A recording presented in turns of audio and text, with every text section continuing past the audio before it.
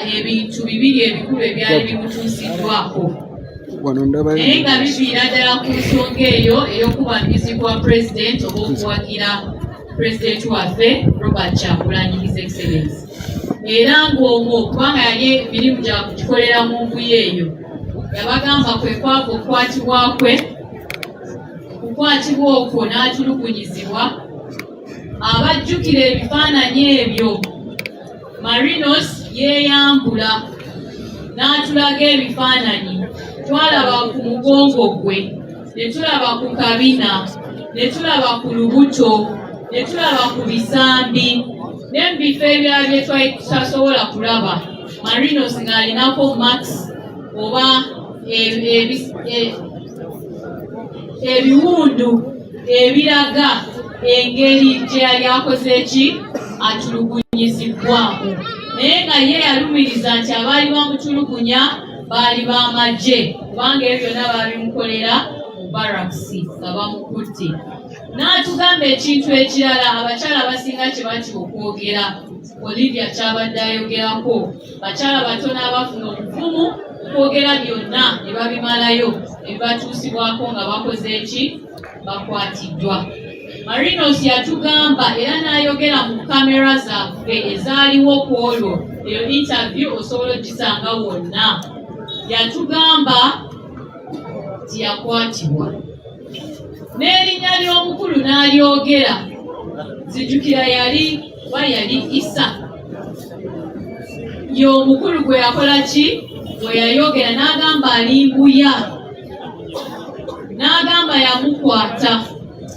Unfortunately Marinos we yatutuukirako ng'ebbanga likoze eki litambuddeko, so first aid ffe tetwasobola gikola. Usually what we do in the Women League, but as a party, when any woman is threatened or undergoes sexual harassment or rape, when we speak with them, because usually I'm the very first point of contact for most of these women.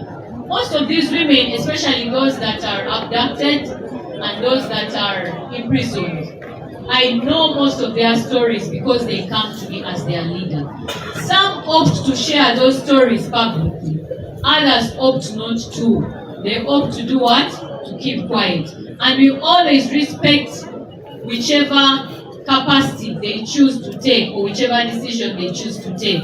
We also proceed according to how they want us to proceed. But most of them that have such atrocities done to them, especially in the case of rape, we always seek the very first help for them to prevent other diseases that may erupt as a result of that. Unfortunately for Marinos, we were unable to do that because a number of days had done what? Had passed by the time she came to us. So it is unfortunate that through that torture and brutality and harassment meted to her is why we are here today. Marinos' life became so much in danger that she had to run out for exile to seek for asylum. She left her country, she left her friends and went into a new place. It is unfortunate that she never found even the peace she was seeking for from that side. As a party, as the Women League, we continue to call out the various people that had brought such atrocities on her. I remember that very day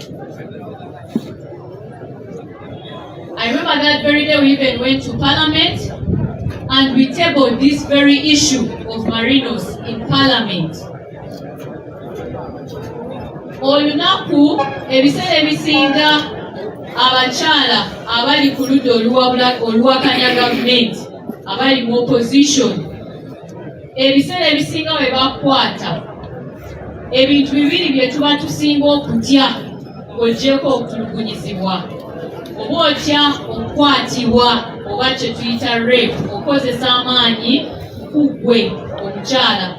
Tukimanyi bino ebikolwa bituuka ne ku basajja, era stories ezimu ezoogerebwa wano mu kompawundi yaffe. Abasajja abamu balabye nga nabo boogera nti baakwatibwa. Naye bakyala batono nnyo oba baba bakwatiddwa oba babuziddwawo ebitongole ebyo abateekeddwa okukuuma eddembe. abavaayo n'amaanyi okugamba nze kanjogere ku ebyo ebyantuusibwako ddala. Abamu batubuulirako ebyo bye tusobola okulaba ng'ebiwundu Marinos bye yatulaga mu press conference eyo gye twamukolera. Bwe yantuukirira ng'ekibiina kimunkwasiza ng'omukyala, namubuuza Marinos, bw'omaze okumbulira story yo wandyagadde ebintu bino ensi yonna ekole ki ebimanye ebitegeere? N'aŋŋamba ndi mwetegefu okubyogera byonna nga we biri. Twatula ne Marinos mu press conference, abaaliwo abamu mwaliwo kuba n'abakulembeze ba Women League abamu baaliwo. Marinos n'akwata omuzindalo ne yeeyogerera n'atulaga ebiwundu bye baali bamutuusizzaako. Ebimu byali ku lubuto, ebirala biri ku kabina, ebirala biri mu mugongo, ebirala byali mu bitundu by'ekyama bye tutasobola kulaba. Naye yayogera n'agamba nti bwe baamukwata nga bamugalide mu Mbuya police, Mbuya barracks, yakwatibwa, she was raped.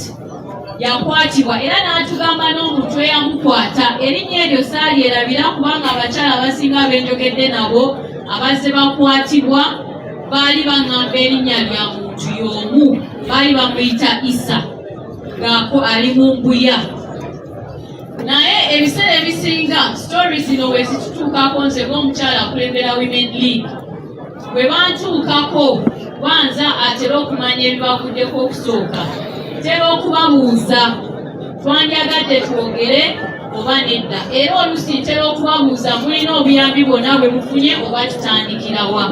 Abasinga obungi bwe babeera mu mbeera nga Marinos gy'alimu tubawa obuyambi obutuukibwako amangu. Tetukoma okwo tubafiira ne bakansala abasobola okubayamba mu mbeera ezo, okubabudaabuda psychologically n'omulala okusinziira ku bwetaavu bwe bawetaaze. Ekizibu kikuguddeko. Unfortunately muganda waffe ebimu ebyamutuukako byagenda okutuukako n'atuuka gye tuli ng'akabanga kakoze eki atambuddeko. So obwetaavu obusookerwako obusooka tetwasobola kukola ki kumuwa. Byebyo ebituleese wano leero. Zijjukira we twava mu press conference eyo, Honorable Betty Nambooze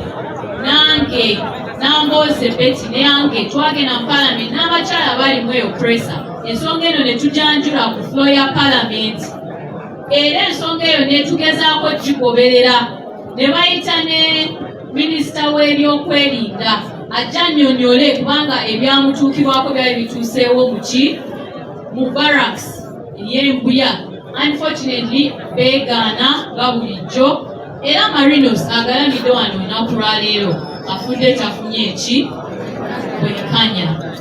Afudde story ye ebiwundu n'obulumi bwonna obwamutuusibwako tafunye bwenkanya bw'abadde ayagala.